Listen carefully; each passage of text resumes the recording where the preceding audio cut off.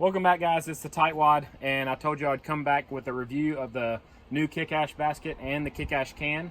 So I have 2 cooks under my belt with the new kick ash can installed.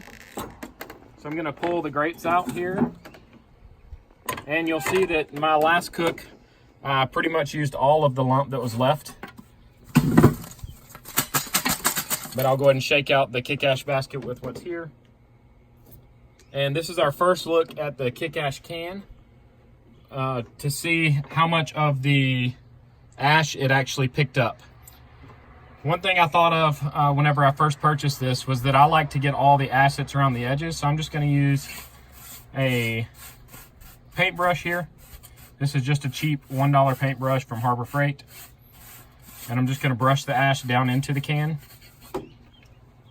Now I'm going to lift the can out, tipping it towards the back so that it holds all the ash. And you can see that it trapped most of it in here. I'm just going to dump it into this box I have with a plastic shopping bag on it. And I want to look down in here and we'll see exactly how much is left. There's a little bit of ash built up here, but again, I did 2 cooks before I pulled this out, so there's a little more ash than usual. Let's take a look at it from the front also.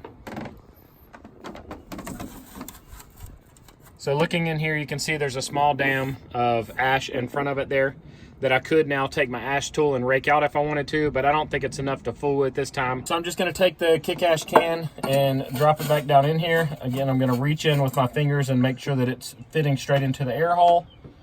And I can just drop my kick ash basket back down in here and fill it up with fresh lump, light it, and we're ready to go.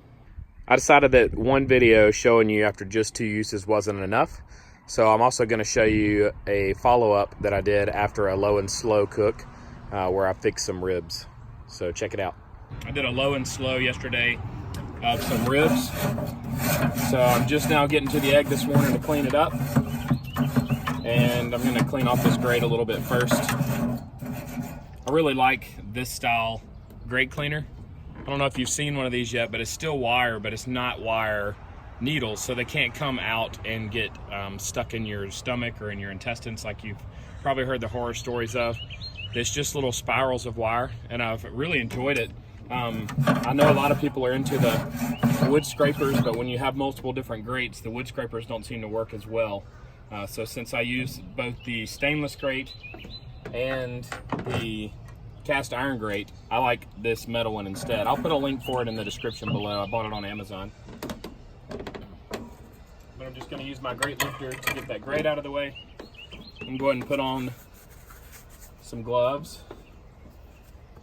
This is a style glove I used for yard work, but when Kick Ash sent me some of this stuff, they also sent me some Kick Ash basket branded gloves. So I'm going to keep these by the grill away from the chemicals of the yard. Take out my plate setter and set it in my table. And you can see that still have a pretty good amount of lump left. I used Fogo for this cook. Here's some of the bigger pieces, but still had a pretty good amount left over because it was a low and slow, only for about 4 hours. So I'll shake that out good. I do like this kick ash basket a lot. The handles feel a little better on this design. It feels more well built. Not that I had any complaints or problems with the old one. And I like the stainless steel. You can see it's not corroding or anything. It's got some soot and ash on it. I've used it about 4 cooks now. So what I'm going to do is I'm going to actually use a paintbrush to brush some of this ash. You know, low and slows end up with a lot more ash. So I'm going to use the paintbrush to knock some of this down into the bottom, where I would typically come in and then use my shop vac to suck it up.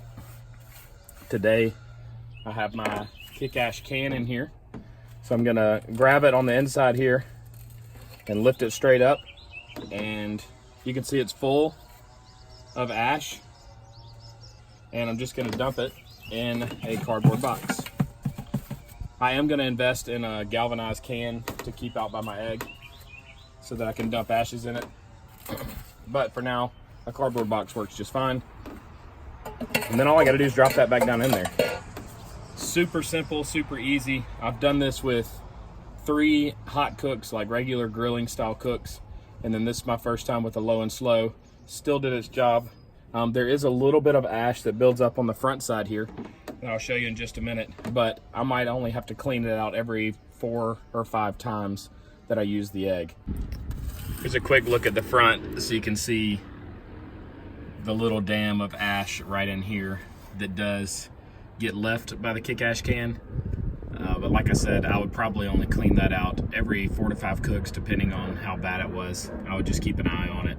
I don't think it's prohibiting enough airflow right now to worry about it. It doesn't get everything because there's really no possible way for it to keep all that from spilling over, especially on longer cooks. So with that done, I can just drop the kick ash basket back down in here. And with the lump that I still have, I'm ready to go. I'm ready to go ahead and put my oil-soaked paper towel down in there, light it up, and start cooking again today. So I am a big fan of the kick ash can. Like I said, I've used it 4 times now with great results each time. It does definitely speed up the time. It's not absolutely necessary, just like the kick ash basket is not absolutely necessary. The kick ash basket is absolutely my favorite accessory that I have with the green egg, and the kick ash can is a nice addition as well. I hope you found these 2 experiences helpful as you decide whether or not you're going to purchase a kick ash basket or kick ash can. If I had to do it all over again, I would go ahead and invest in both because I do think that speeding up the time for cleaning and the efficiency of using the kick ash basket are both bonuses. I have a lot of friends with big green eggs, and they've already said they're purchasing the can. They've had the basket for years. Everybody loves them. So if you found this video helpful, give me a thumbs up. Go ahead and subscribe to my channel. I have a lot more big green egg related videos, as well as home repairs and other things around the house. Check the description for links to all the different things that I use today, where you can purchase them. If it's an Amazon link, it is an affiliate link, so I get a small kickback from Amazon, but you still pay the same price as if you searched for it yourself. Click on any of the videos shown on the screen right now, and they should open right up on your device, and I hope you guys have a great day.